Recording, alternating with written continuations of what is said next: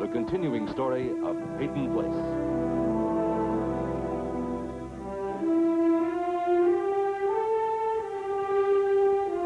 Starring Dorothy Malone as Constance Mackenzie, Ed Nelson as Michael Rossi, Ryan O'Neill as Rodney Harrington, Barbara Parkins as Betty Anderson, Tim O'Connor as Elliot Carson, Christopher Connolly as Norman Harrington, Patricia Morrow as Rita Harrington, James Douglas as Stephen Cord.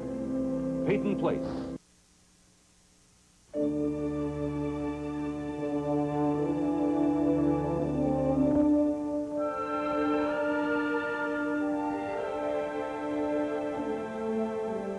Dr. Michael Rossi, still deeply affected by the death of his fiancée, Ann Howard, has been summoned to the office of the Peyton County District Attorney, John Fowler. Dr. Rossi has found himself maneuvered by both Fowler and Stephen Cord, counsel for the defense of Lee Weber, accused of Ann's murder. Placed squarely in the middle, Dr. Rossi is an angry man. Yes? Dr. Rossi's here. Oh, ask him to come in. I know you're very busy, Doctor. Well, I am today. But I have to have a few minutes of your time. Well, I'm afraid all I have is a couple of minutes today. I want to ask you some questions about Stephen Cord's relationship with Ann Howard. All right, shoot. How did they get along? Well, I'd say before Ann found out that Stephen was her brother, they were friendly. And he seemed genuinely sympathetic towards her problems, and she trusted him.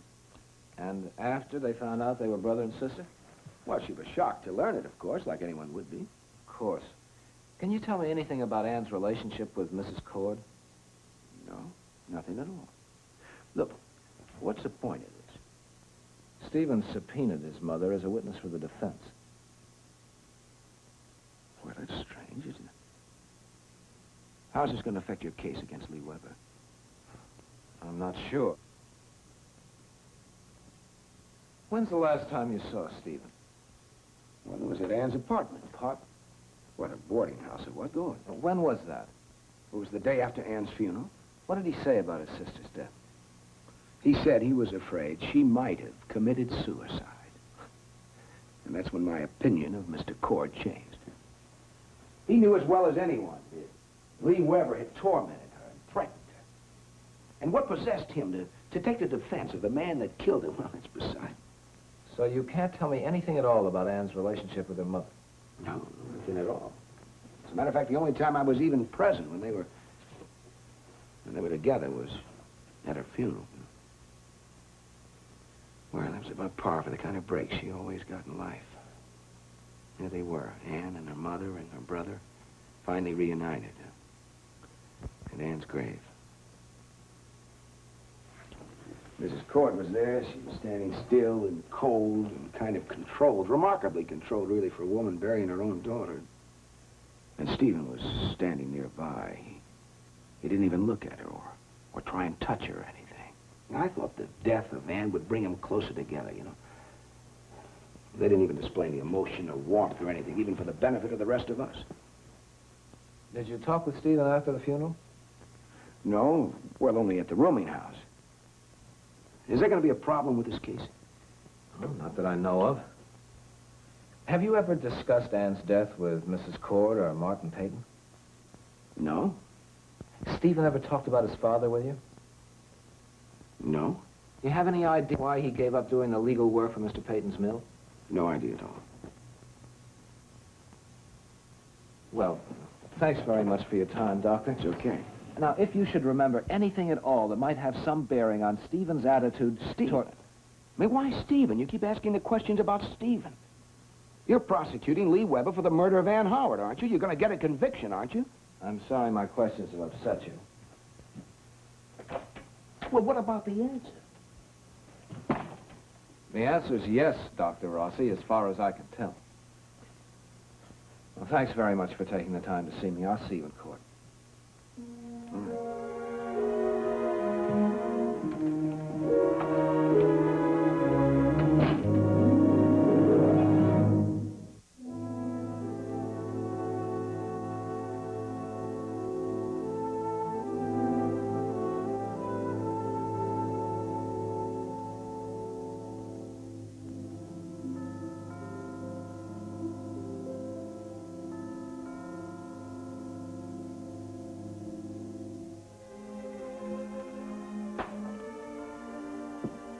I'll get it. Oh, hello, Doctor. Hello, Ron. Your grandfather's expecting me. Is there anything wrong? No, just a routine check. Stop badgering the doctor and let him come in. Well, you can see there's nothing wrong with his disposition.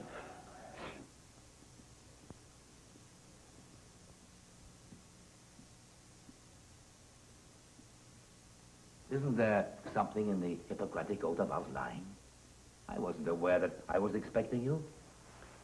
I have some questions for you, Mr. Peyton. Oh, heartbeat, pulse, respiratory?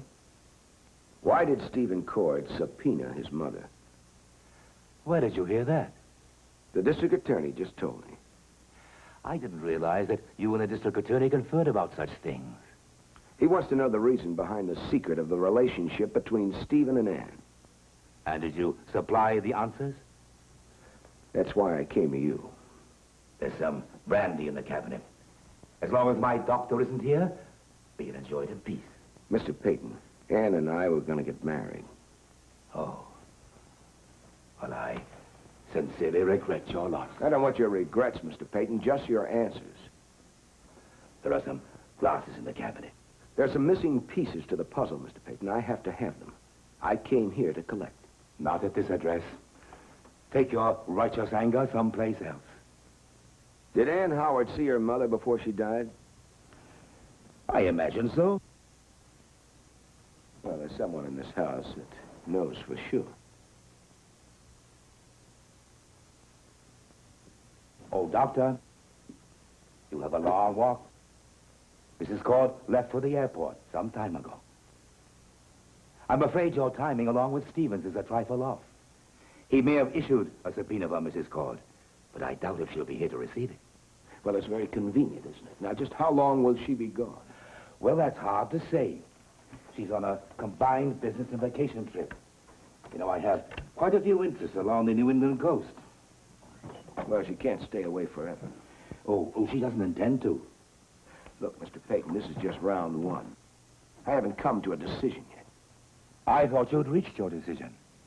I thought you decided that Lee Weber killed your fiancée. I did. Until I talked to you.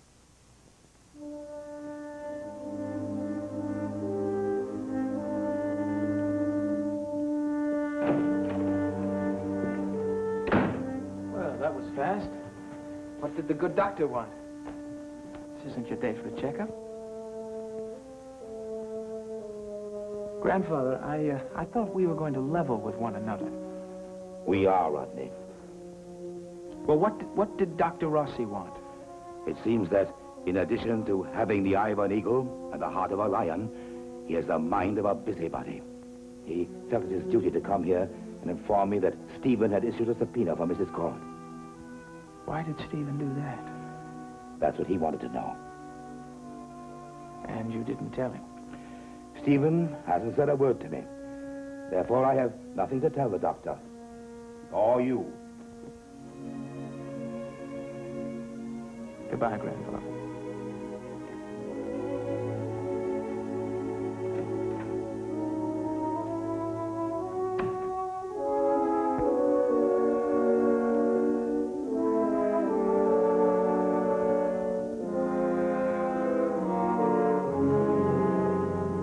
Got a hole in my right sock. You want to look at that, too? Guard. Would you have the barber step in here? Oh, now, wait a minute. I did my bit. Don't push your luck. It's not my luck I'm worried about. It's your neck. I just want the judge to see how clean and innocent it is. I'm practically bald right now. You'll have enough left over to open up a wig factory. You know what you are? You're sadistic. You like watching me sweat, don't you? You have a plain tie? What's wrong with this one? I like it. It's just the sight of being acceptable. Like everything else about you, Lee. Now, I don't want to look like every other creep in this stinking town. You're going to wear a plain, dark tie. Are you going to turn me into Rodney Harrington? America's little sweetheart? Uh-uh. Don't fold that way. You better learn. Not a chance. You know you got a lot going for you, Lee. All of it bad. I'm going to pass a little something on to you, my mother told me. Right before I went into court to defend Raj. She said I was my own worst enemy. That I had an arrogance about me that people in town wouldn't like, especially the people on the jury. And you know something? She was right. We're in the same pod, friend. Why don't you bring some slides with your next lecture? Everything about you makes most people want to take a swing. Your hair, your clothes, your motorcycle, but most of all, it's a built-in sneer. Now, like it or not, the minute you walk into that courtroom, you're on trial. A lot of people, including the judge, are going to make a decision on that first impression of you. Back off, counselor. We're going to give you a new image, Lee. Even if we have to use carbolic acid on the old one. All for me, huh? Just part of the service. Well, does that service include a defense? It usually does. What about this time? That's my problem. Well, I've got a little stake in this, too, you know. I thought we settled this. I lead, you follow. Well, I'm still not quite sure where you're leading me, counselor. Well, come along and find out. This is the last stop, Lee. When you walk out of this cell with me, you're on an express, and there's no way of getting off until we reach the end of the line. Now, how do you want it? Well, if I had a choice, I'd give you an answer. Well, thanks for the vote of confidence. I'm sure you won't disappoint me any more than I'll disappoint you.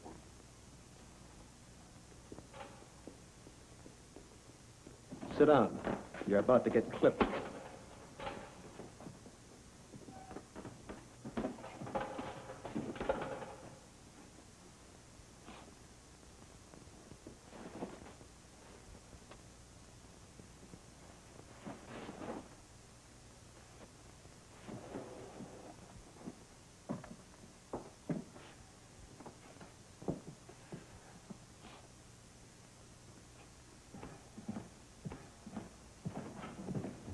Oh, hello, Mike. Hi. I think we still have a few minutes. Well, I'm going to need them. There's going to be a few surprises in this hearing today. I just found out Stephen Court subpoenaed his mother. Well, he tried to, but he didn't make it. I just came from the Peyton house. Anna Cord flew the coop. She hopped the first plane out of White River for points north. Well, if she did, she has Stephen's subpoena for company. No, that's what I'm telling you. I just talked to Peyton. I just saw Goddard's report. That subpoena was signed, sealed, and delivered. Well, then Mr. Peyton's in for a big jolt. I mean, he's sitting up there at that gilt-edged mansion, thinking that he and Hannah pulled the coup of the century. Now, why would she ignore that subpoena? Well, we don't know that she has. She's gone. Well, what did Peyton say to you? It's not what he said, it's what he didn't say. By the volume. Well, you know, it's not strange that Hannah Cord was subpoenaed. After all, she was Ann's mother. I know, that's what I expected Peyton to say, but he didn't. He just sat there and took the news and gave me his insincere regrets. Now, Stephen knows something.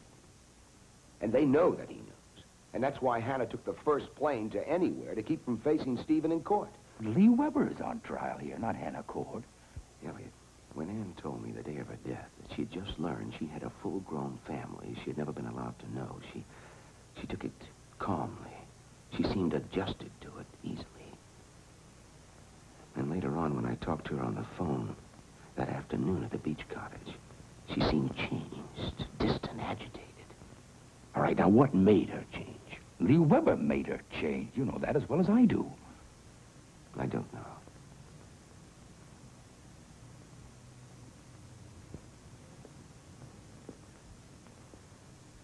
I don't know. If Lee Weber didn't kill Ann, if Stephen was right and she committed suicide, then I didn't help her. I didn't mean enough to her. And don't let Stevens razzle-dazzle back you into a corner. I don't know. Well, this is a fine time to have doubts. You go on the stand today. What better time for doubts? Look. Let's go.